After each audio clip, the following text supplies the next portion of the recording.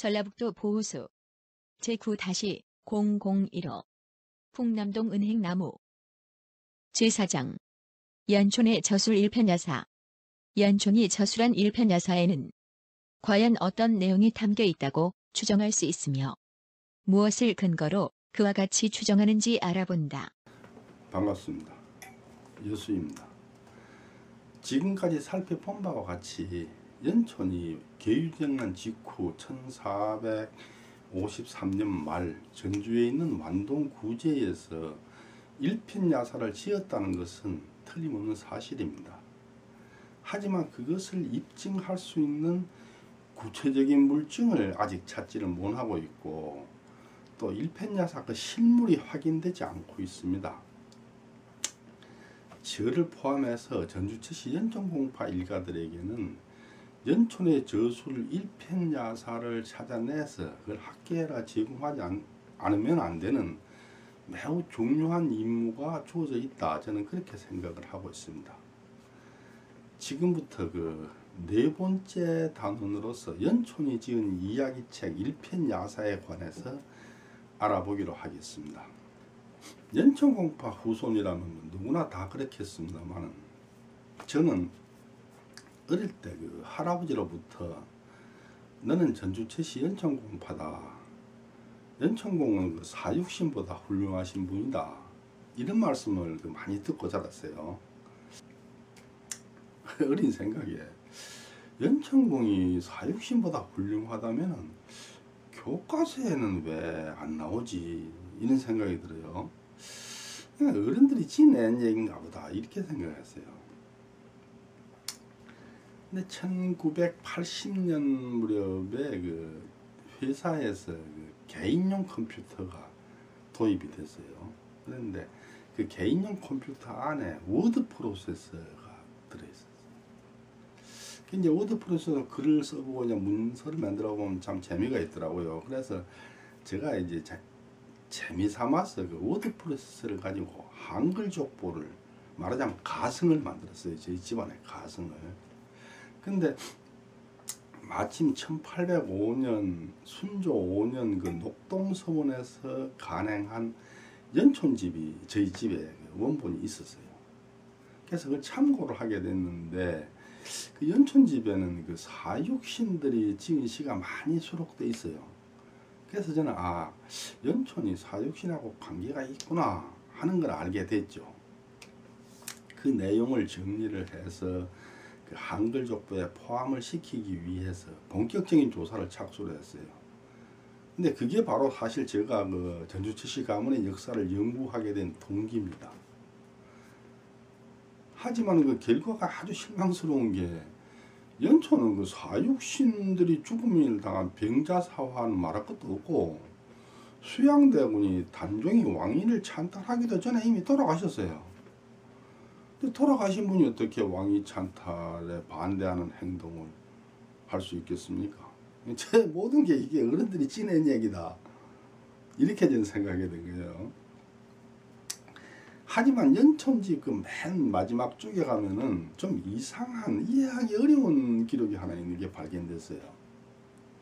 1805년 순조 5년 6월에 간행된 연촌집에 수록된 원칙하 갈명이라는 제목의 발췌문에는 빈틈없이 논평하는 사람이 말하기를, 김시습은 지금의 백이여, 사육신은 지금의 박년이다.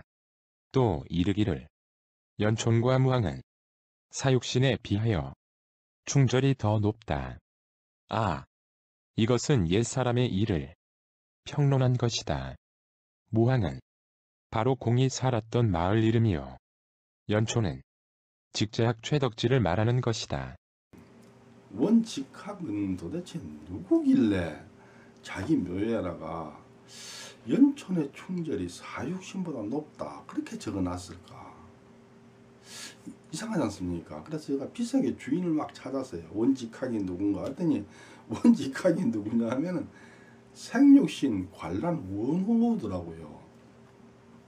진짜 그렇게 적혀 있는가 하고 제가 강원도 그 원주시 바로 나오는 일각에 그 내남송이라는 데 있어요. 그 내남송에 그 관람 묘소가 있어요. 그 묘소를 제가 직접 가봤어요. 가서 이제 묘피석을 읽어보니까 진짜 그리 적혀 있어요. 그래 이 비문을 누가 썼는가 보니까 저자가 누구냐면 명곡 최석정이에요.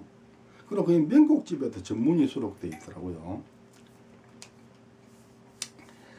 그래 이제 제가 그 원직하게 누군가를 찾는 과정에 한국 문학사의 그 원생목유록 저자와 복권자 논쟁이라는 큰 이슈가 하나 있다는 걸 제가 발견하게 됐어요.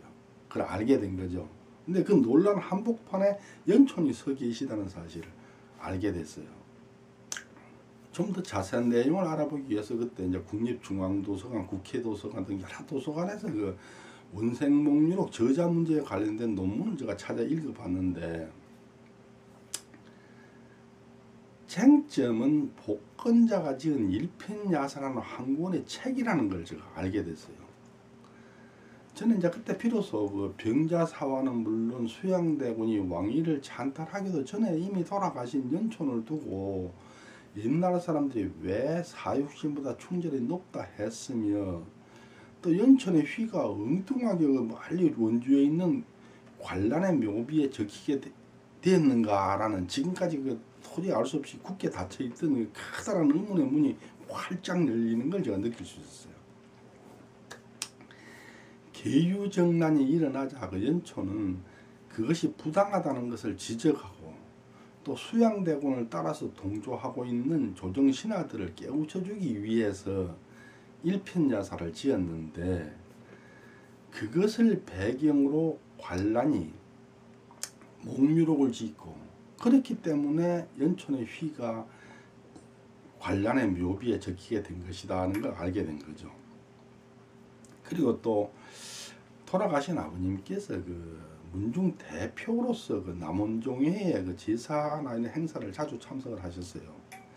근데 아버님이 말씀하시기를 연천공 제사상에는 밤하고 대추의 순서를 바꿔서 차린다. 그걸 바꿔 차리는 이유는 세조를 임금이라고 인정하지 않는 뜻이다. 이런 말씀을 하신 적이 있는데 제가 이제 그때 또 이제 관심이 있어서 가봤죠, 제사를. 제가 가본 건 저기 영암 제사를 가봤어요. 가봤더니 진짜 그렇게 차리더라고요. 거꾸로 바꿔서 밤하고 대추를. 그리고 그 남은 영암은 가면 제상 차리는 그 진설도가 있는데 그 진설도에도 그렇게 적어놨어요. 밤하고 대추를 바꿔서 적어놨어요. 바로 제사상 차리기 되시겠다. 알아두면 쓸모있고 신비한 명상사전. 우리 조상을 위한 상차림편 개봉박두. 먼저 제사상을 차릴 땐 오열 횡대 법칙이 중요한데요. 신의를 모신 맨 앞줄 1열에는 수저, 밥, 국, 떡을 올려주세요. 추석에는 송편, 설날에는 떡국입니다. 2열에는 제사상의 주 요리가 되는 구이와 전 등을 올려줍니다. 2열. 3열에는 고기와 생선, 두부 등으로 만든 탕류가 탕탕. 좌우에는 촛대를 올려주세요. 4열에는 나물과 김치, 포 등의 밑반찬을 놓아주는데요. 서쪽 끝에는 포를, 동쪽에는 식혜를 놓는 소포동해 밑줄 쫙, 좌포우해라고도 하죠. 여기서 또 한 번의 지식 뿜뿜. 생선은 동쪽, 고기는 서쪽에 놓는 어동육서. 생선 머리는 동쪽, 꼬리는 서쪽을 향하게 하는 두동미서. 잊지 마세요. 마지막으로 5열에는 홍동백서. 붉은 과일은 동쪽, 흰 과일은 서쪽. 그리고 조율이시와 조율시이. 사실 둘 다 맞는 말입니다. 이 때문에 남의 집 재상에 감놔라 배놔라 하는가 라는 말이 생겼죠. 내친 김에 좀 더 알아볼까요? 지역별 개성만점 제사 음식들. 예로부터 경기도에서는 북어가 다산의 상징이었다고 합니다. 경기도 이색 제사 음식은 북어와 녹두전. 달콤 고소한 북어젓과 함께 녹두전도 애용된답니다. 이번에는 강원 지역이더래요. 산간 지역답게 나물이나 감자 같은 채소를 많이 쓰지 않소. 아, 기래. 평창에선 메밀로 맹근 메밀전, 메밀전병도 참 맛있어. 경상북도에서 차례상 차린다 하면 통째로 삶은 문어가 있어야 한다 카이. 아, 맞다. 돈베기라고 상어고기도 올라가야지. 아이고, 제주도 돈베고기 아닙니다. 헷갈리지 마이소. 아따, 그 시기 전라도 제사상에선 홍어가 빠져선 안 되지라 해. 전남에선 꼬막이나 낙지를 올리기도 하는데 허벌나게 만나보라. 날보 없어. 쌀이 귀한 제주 지역에선 코시렁돌코런 빵이 제사상에 올라간단 맛임. 감귤이나 파인애플도 만나 직후다. 맛 좋수다. 무신고행고란 신디 뭘로 크게? 자막으로 확인없어. 자, 올해도 정성 가득한 제사상 차리기 완성! 여기서 잠깐! 제사상 차릴 때 등짝 스매싱 피하려면 이것도 함께 기억해주세요. 예로부터 내려오는 전통 예법. 하지만 형식보다 중요한 건 정성과 마음이겠죠? 대개 제사상에는 과일을 맨 앞줄에 차리는데 왼쪽부터 대추, 밤, 감, 배의 순서로 차리는 것이 전통이지만 연촌 최덕지 제사상은 반드시 대추와 밤의 순서를 바꾸어서 차린다. 속설에 이르기를 대추는 씨가 하나뿐이므로 임금을 상징하고 밤은 송이 하나에 세 알이 들어있으므로 삼정승을 상징하고 감은 씨가 6이므로 육판서를 상징하고 배는 씨가 8이므로 팔도 관찰서를 상징한다고 한다.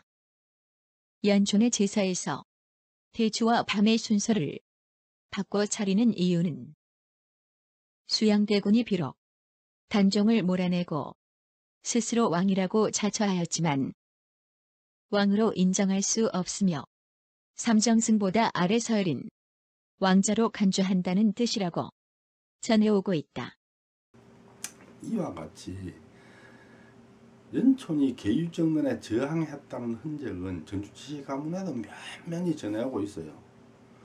또 학계에서는 연촌의 행실이 핵심적 쟁점으로 되어가지고 아주 뜨거운 논쟁이 벌어지고 있는데 정작 인천공파 가문에서는 그냥 강 건너 불구경 하듯이 하고 있는 현실이에요. 해마다 연촌 제사에 빠짐없이 참석하는 사람도 남현종이나 영암종에서 큰 역할을 담당하고 있는 간부라는 사람도 그런 일이 있다는 사실 자체를 모르거나 이제 지금 아마 모르는 분 없을 거예요. 제가 몇 번 얘기를 했으니까 알아도 나하고는 상관없는 일이다 이렇게 생각하는 것 같아요.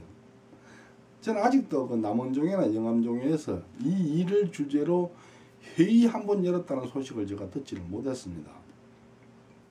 원생목유록 저자와 복권제 문제를 둘러싸고 학계에서 논란이 뜨거워지니까 목유록 저자로 거론되고 있는 관란 원호의 원조원씨, 백호 임제의 나주임씨, 그리고 복권자로 거론되는 추강 남효원의 의령남씨 가문은 말할 것도 없고 심지어 그 필사 과정에서 발생한 오류를 가지고 매월거사를 해월거사라고 주장하는 해월 황여일의 평화황씨 가문도 나서서 너나 없이 발벗고 나서서 막 자료를 발굴해서 제공한다, 뭐 다른 학자들을 찾아서 논문을 쓰게 만든다, 심지어 뭐 엄청난 비용을 들여서 학술대회를 개최하기까지 하면서 조상을 선양해서 굉장히 열심히 움직이고 있습니다.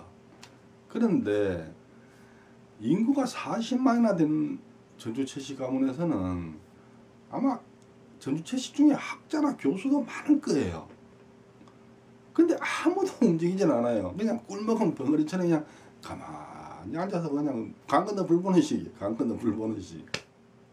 심지어 제가 몇 번이나 논문을 쓰고 책을 만들어서 그 국립중앙도서관, 국회도서관, 뭐 주요 대학 도서관에 납본도 하고 또 영향력 있어 보이는 대학 교수님들을 찾아서 제가 그걸 보내고 그리고 이제 남는 그 몇 권을 가지고 제가 남원종이나 영암종을 찾아가서 그 회의적상에서 설명을 해도 한두 분 뭐 깊은 관심을 가지시는 분이 전혀 안 계신 건 아니지만은 정작 종중을 이끌어 나가는 간부나 영향력이 큰 분들은 아무 관심도 없어요. 그냥 그저 나무 일, 자기 일 아닌 걸로 생각하는 거예요.